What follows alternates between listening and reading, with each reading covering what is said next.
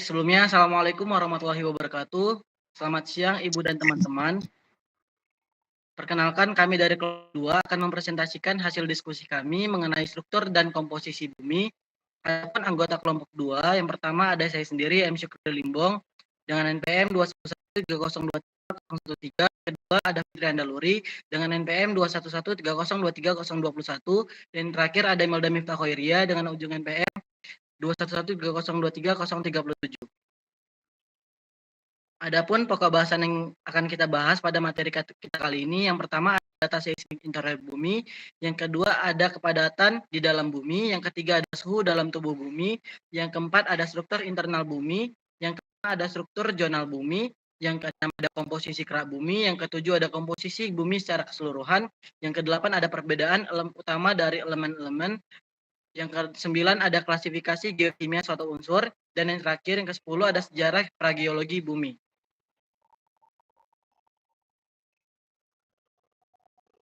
Untuk memperoleh pemahaman tentang struktur dan komposisi bumi, kita harus menggunakan pendekatan tidak langsung, yaitu penerapan sifat-sifat bumi dari beberapa bagian hukum fisika yang berhubungan dengan gravitasi, transisi gelombang, konduksi panas, dan fenomena lainnya. Untuk materi yang pertama, yaitu data seismik interior bumi, akan dijelaskan oleh Saudari Melda. Pada Melda dipersilakan.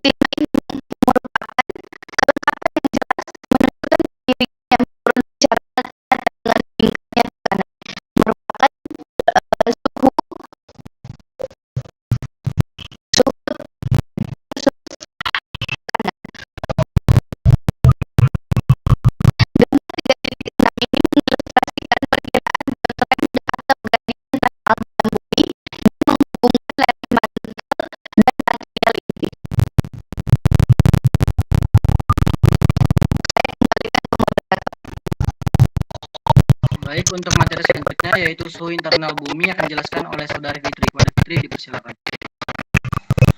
Baik, selanjutnya yaitu suhu internal bumi. Interpretasi data seismik memberikan pembagian 3 kali lipat utama bumi menjadi kerak, mantel, dan inti.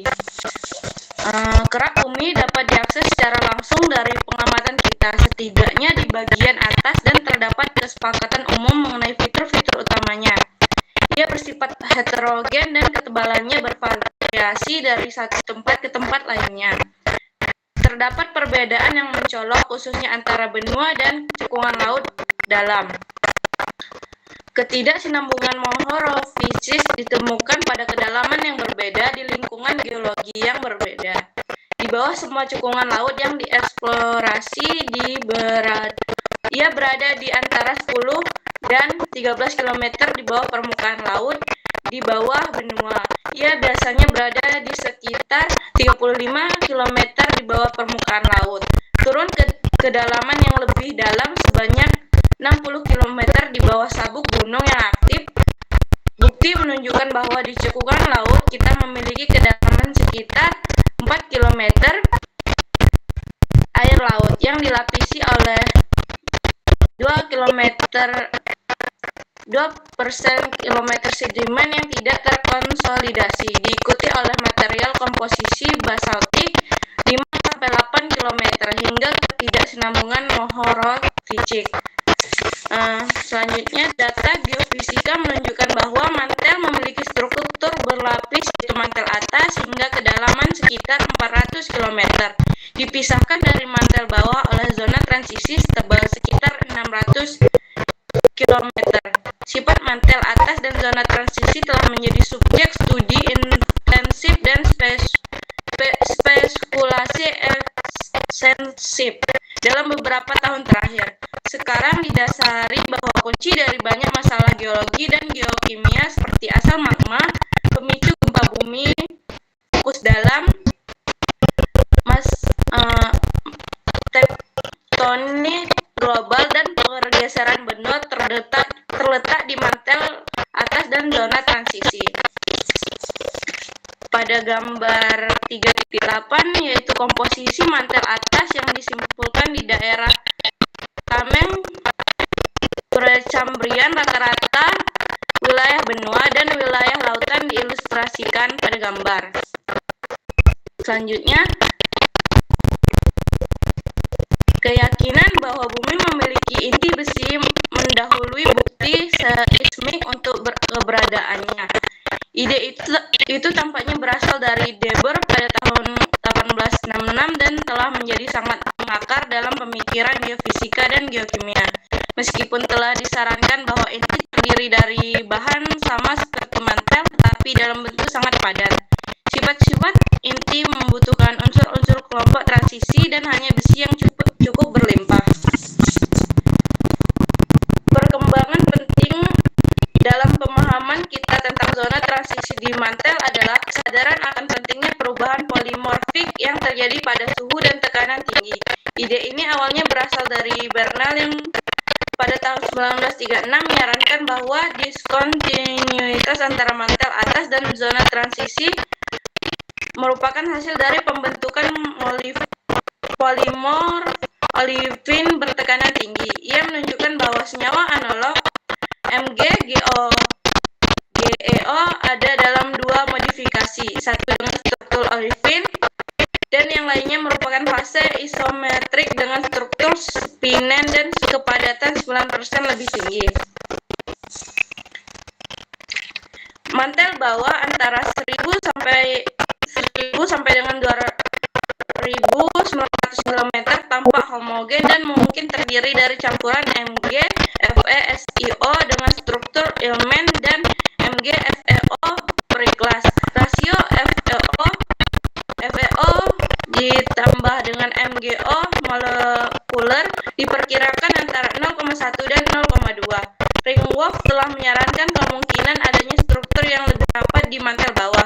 Struktur ilmen berubah menjadi struktur perovskit CaTiO dan struktur periklas menjadi struktur CsCi. Nah, bumi dapat Selanjutnya, bumi dapat dianggap terdiri dari inti besi, mantel silikat yang cukup homogen, dan kerak silikat heterogen. Gambar struktur dan komposisi internal ini konsisten dengan massa, momen inersia, dan adanya diskontinuitas yang ditunjukkan oleh gelombang seismik. Atmosfer adalah amplop gas yang mengelilingi bumi. Hidrosfer adalah cangkang air yang tak terputus, segar dan asin, dan membentuk samudra, danau, dan sungai. Biosfer adalah totalitas bahan organik yang didistribusikan melalui hidrosfer, atmosfer, dan pada permukaan kerak bumi. Selanjutnya yaitu struktur zona bumi. Pada gambaran lapisan dalamnya, struktur dan komposisinya konsisten dengan massa, momen inersia, dan adanya diskontinuitas yang ditunjukkan oleh gelombang seismik. Untuk melengkapi gambarannya, kita harus menambah kerak, mantel, dan 3 zona inti lebih lanjut: atmosfer, hidrosfer, dan biosfer. Atmosfer adalah lapisan gas yang menyelimuti bumi. Nah, pada gambar 3.3 adalah struktur dari bumi. Atmosfer, hidrosfer, dan biosfer meskipun penting secara geokimia, menyumbang kurang dari 0,03% dari total massa bumi. Oleh karena itu, dalam mencapai komposisi rata-rata bumi, zona-zona ini dapat diabaikan. Bahkan kerak bumi hanya membentuk kurang dari 1% dari keseluruhan. Dengan demikian, komposisi bumi secara keseluruhan adalah pada dasarnya ditentukan oleh mantel dan inti. Namun, mengingat pentingnya kerak dalam geologi dan geokimia, komposisinya dibahas secara rinci pada bagian 3.3. Selanjutnya, komposisi kerak bumi. Komposisi rata-rata kerak bumi sebenarnya sama dengan komposisi batuan beku, karena jumlah total batuan sedimen dan metamorf tidak signifikan dibandingkan dengan sebagian besar batuan beku, dan komposisi rata-ratanya tidak jauh berbeda. Clare dan Washington pada tahun 1924 memperkirakan bahwa 10 mil bagian atas kerak bumi terdiri dari 95% batuan beku dan metamorf, 4% serpih, 0,75% batuan pasir, dan 0,25% batuan kapur. Pada gambar kita bisa melihat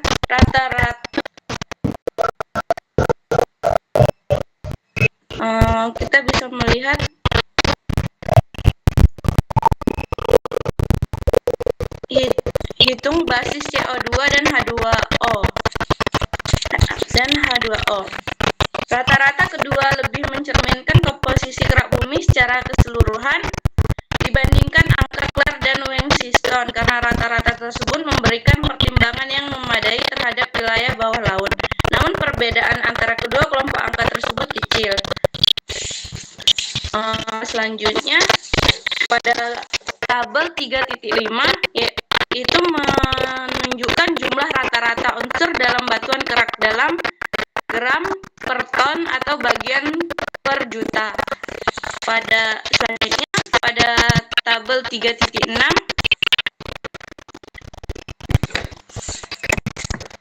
beberapa data dari tabel 5 dapat dicatat. Ada 8 elemen, yaitu O, Si, Al, Fe, Ca, Na, K, dan Mg, memuat hampir 99% dari total. Oksigen sangat dominan, seperti Goldschmidt pertama kali ditunjukkan. Dominasi ini bahkan lebih ditandai ketika angka dihitung ulang menjadi persen atom dan persen volume pada tabel 3.6. Selanjutnya saya kembalikan pada moderator. Baik, selanjutnya adalah poin G, di mana materinya yakni komposisi bumi secara keseluruhan. Komposisi bumi sebagian besar pada dasarnya itu ditentukan oleh komposisi dan jumlah relatif mantel dan inti bumi, karena keduanya itu menyumbang lebih dari 99% dari dari massa bumi. Nah, komposisi bumi rata-rata untuk bumi secara keseluruhan dihitung diasumsikan tentang komposisi inti dan mantel sebagai berikut. Yang pertama itu ada paduan besi inti memiliki komposisi rata-rata untuk besi nikel dalam Chondri test dan termasuk jumlah rata-rata 5,3% dari FeS dan dalam meteorit ini. Yang kedua ada komposisi mantel tambah kerak bumi sama dengan bahan oksida atau silika ditambah dengan jumlah sedikit fosfat dan oksida. Asumsi-asumsi yang dari poin kedua di atas ini merupakan penyederhanaan yang kelebihan. Misalnya semua Ni atau nikel diasumsikan ada di inti, sedangkan olivin terestrial selalu mengandung nikel yang dari inklusi periodi basal biasanya mengandung 0,2 sampai 0,3% nikel. Beberapa nikel tentu saja bergabung dalam silikan mantel.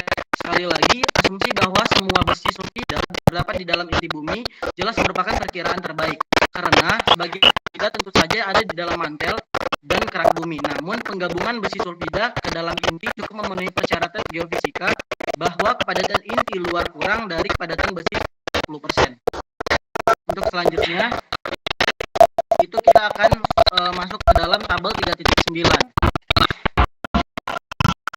Massa inti 32,44% massa bumi dan massa mantel kerak sama dengan 67,6% massa bumi.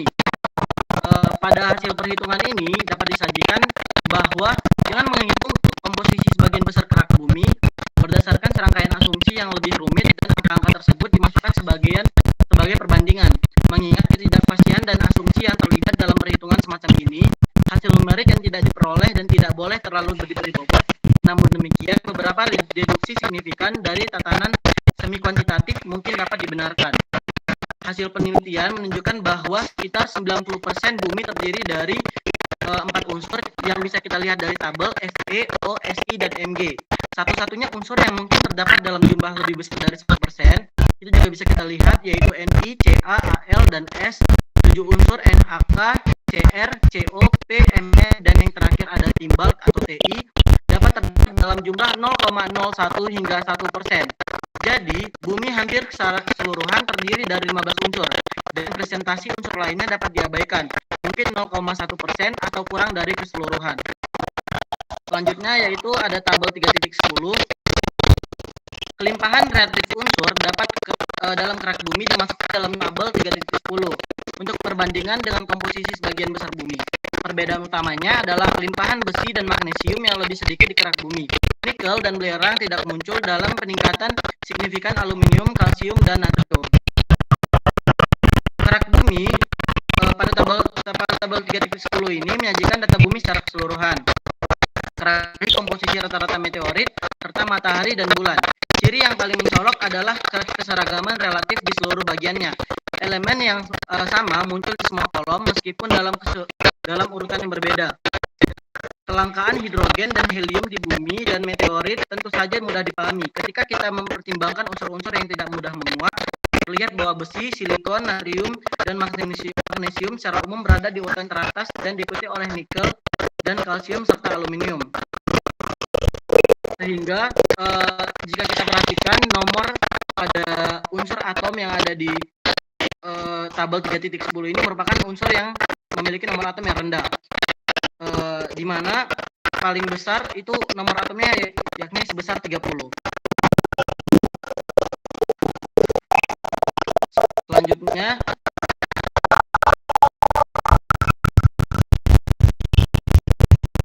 poin H yaitu perbedaan utama dari elemen-elemen.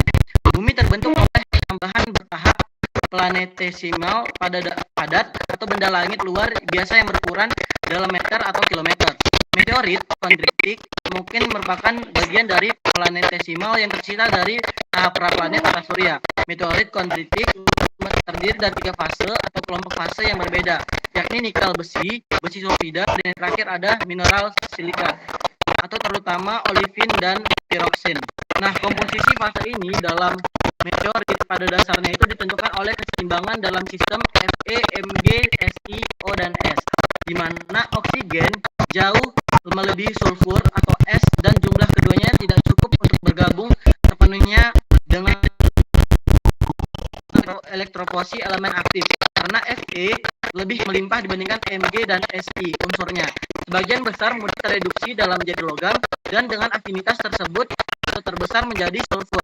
Dihasilkan sistem 3 fase yang pada dasarnya tidak bercampur, yaitu besi, magnesium, silikat, besi sulfida, dan yang terakhir besi bebas. Dan jumlah besi gabungan ditentukan oleh jumlah oksigen yang ditambang dari si sulfur atau belerang. Selanjutnya poin yang I yaitu klasifikasi geokimia suatu unsur. Sifat geokimia suatu unsur tentu saja dapat ditentukan dengan mengukur distribusi antara 3 fase cair, yakni fase logam, sulfide atau sulfida, dan silikat. Distribusi elemen tertentu antara 3 fase tersebut akan tercapai ketika sistem berada kondisi cair dan dapat ditentukan dengan memisahkan fase-fase ini secara mekanis dan menganalisinya secara individual. Dari analisis tersebut, partisi elemen antara logam, silikat, dan sulfida dapat dengan mudah dihitung. Goldsmith adalah orang pertama yang menunjukkan pentingnya diferensiasi geokimia utama unsur-unsur ini. Dia menciptakan istilah siderofil, kalkofil, litofil, dan atmofil untuk mendeskripsikan unsur-unsur yang masing-masing memiliki afinitas terhadap besi logam, sulfida, silikat, dan atmosfer. Selanjutnya,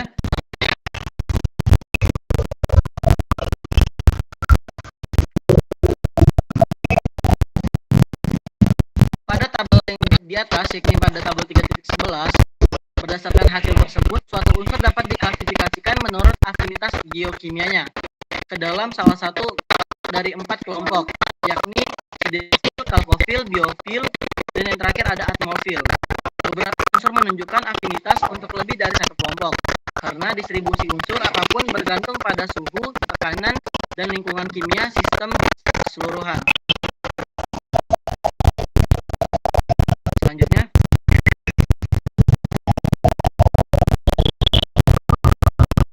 yang J akan dijelaskan oleh Melda.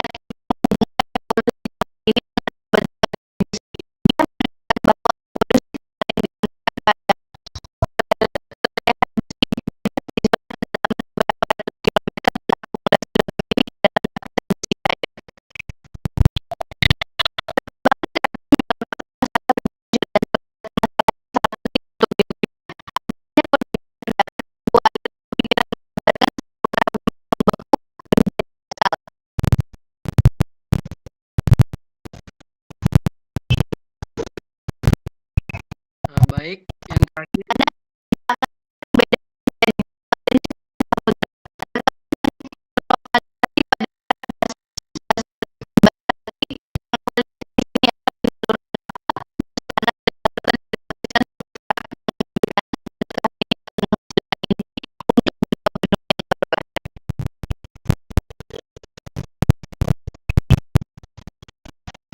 Baik, adapun kesimpulan dari kelompok 2 yakni bagian dalam bumi diperoleh dari analisis gelombang gempa bumi. Ada kemungkinan bahwa jumlah seluruh materi bumi mungkin 5 atau 6 kali lebih besar daripada jika terjadi di air. Komposisi rata-rata kerak bumi sebenarnya sama dengan komposisi batuan beku, karena jumlah total batuan, sedimen, dan imetamorf tidak signifikan dibandingkan dengan sebagian besar batuan beku, dan komposisi rata-ratanya tidak jauh berbeda. Sekian presentasi kita dari kelompok 2 mengenai komposisi bumi. Lebih dan kurang kami mohon maaf. Saya akhiri, wabillahi taufiq wal hidayah.